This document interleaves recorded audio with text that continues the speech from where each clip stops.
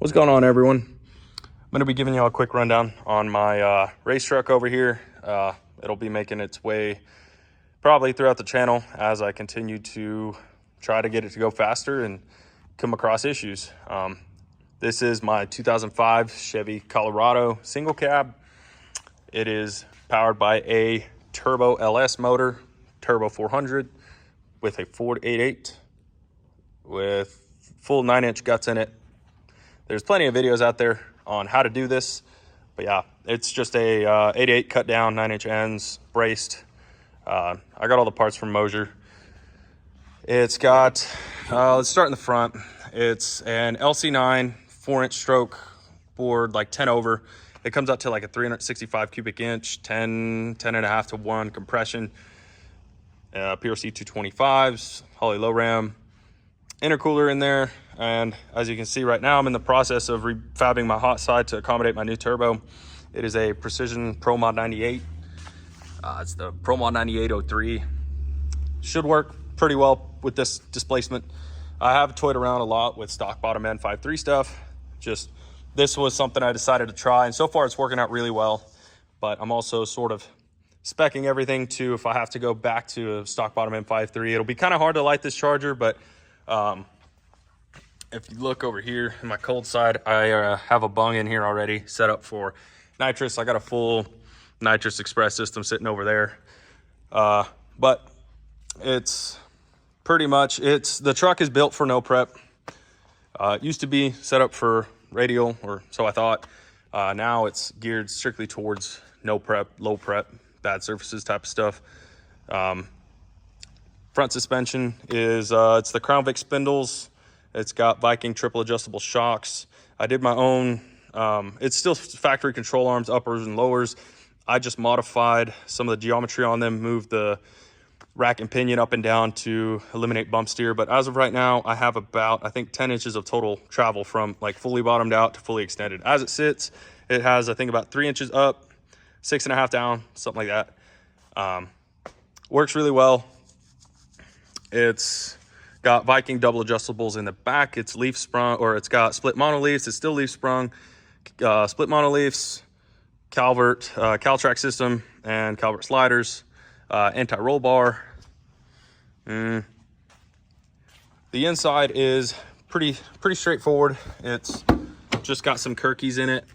It's got the Motion lightweight steering column with the removable quick release hub. It's got a Tinker Electronics dash in it paired with the Terminator X little screen here, so I can start my data logs from here and watch my gauges there, along with the shift light over here.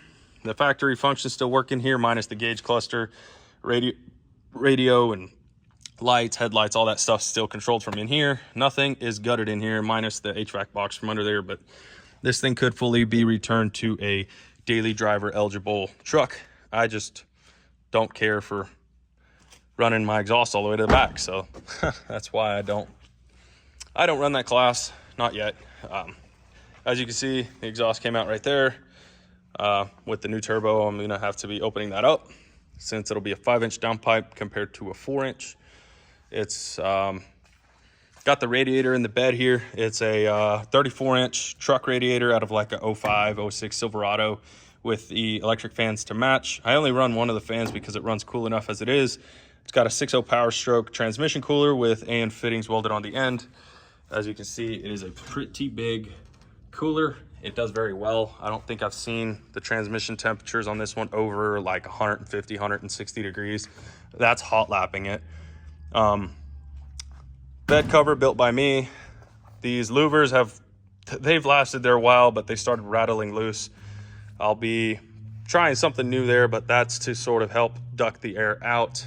I do have the cover for the front here, but I switched to this radiator last minute the other day because I kept having overheating issues. I've dealt with that for like years, and it turns out my radiator had somehow gotten a piece of paper clogged in here, and it had clogged up all the tubes going across. So I just switched to this big radiator. Now it's just got overkill, but that's perfect. We're in fall right now. I don't think it doesn't really get over 60 degrees here. I haven't been able to test this in the summer, but as of right now, cruising with one fan on, it won't get over 150. This bed cover is a hinged bed cover system, so I can access my fuel tank and ice box real easily. Battery, all that stuff is back there. Because the parachute and the wing and everything, opening the tailgate is kind of annoying, so I just opened that up. The wing was designed by me. It's got an adjustable wicker bill. Right now I have it on the highest setting. It's got about like 3 inches of wicker. The wheel and tire setup, they're 15x10 single beadlock Champion wheels on a set of ET Street Pros. They work pretty good, all things considered. Last weekend, no, it was probably about 2 to 3 weeks ago, took this thing to an event, and I took home this thing's first ever official win.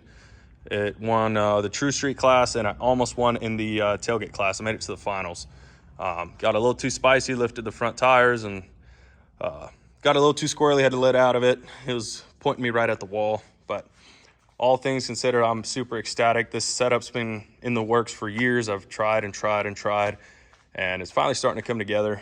The secret to it is pretty much trial and error, and don't go changing a bunch of crap. That's a big part of it, paired with the leaf spring geometry. I played with that. I moved the front mount point up, moved the back down. I moved around with it until I'm happy with where it's at. Right now it's working pretty good. It's got these Nicky Bobby, you can see the Nicky Bobby brackets under there where the shocks mount to. You can adjust the instant center, or not the instant center, you can adjust the angle of your CalTrack bar. It works pretty good. I took some bite out of it because I was crushing the slicks that I had, and I left it like that for the radial, and it actually worked pretty well. It still separates really hard. So when I go back, I'll probably, the surface was not very good, but it started coming around, so this tire started working pretty well for me. This truck, I guess officially, it, for the first time ever, fully lifted the wheels on this tire on a junk no prep surface, so that was pretty sick. This is the turbo that came off of it, or the turbo that came off of it that I'm swapping out. It's a VS Racing S48896 T4 125AR housing. The T4 I feel was being a limiting factor to me, so that's why I'm switching to the T6 and the Pro Mod turbo. This thing, I was having to put a lot of the dome. I didn't have to add a bunch of dome to create boost, but I just feel like it was exiting its efficiency range because I was turning up the boost and didn't really see much of an ET gain. Now, 4-inch downpipe and all that. So I'm hoping that upping to all this will essentially I'll be able to recreate my PB passes on lower boost and then be able to turn it up from there. But yeah, that's the pretty much the overview on the truck. There will be more videos to come yet. If you like what you see, like, share, follow, subscribe, whatever. I got social medias as well. I'll link those below. That's pretty much where I consistently post. It's kind of hard for me to actually take the time to make these videos and post them, as if this is my first one ever on this thing. So, but I do plan on doing a lot more. I'll be doing some reviews on the 4088 versus this 98, and pretty much be doing some comparisons and seeing what all it takes to get it to spool. With this motor, it shouldn't be too hard. I have a couple, well, that one, I got some junk motors there that are there for backups. And if y'all like what you see, or if there's anything that you see that you would like more in-depth videos on, just give me a shout, comment below, whether it's the front suspension, getting that much travel out of it, the cage, I had a buddy of mine do. Other than that, everything you see here is built by me. If you got any questions about whatever, drop it below, and I'll do my best to either respond or make a video response if you really need it. As with these trucks, anybody who's built one of these knows that there's not a ton of information out there for them, nor is there people that fabricate parts for them. As such, the reason why I've had to become essentially a parts engineer and figure out how to work something like this. But thank y'all for watching. I will be uploading some more content soon. Thanks for watching.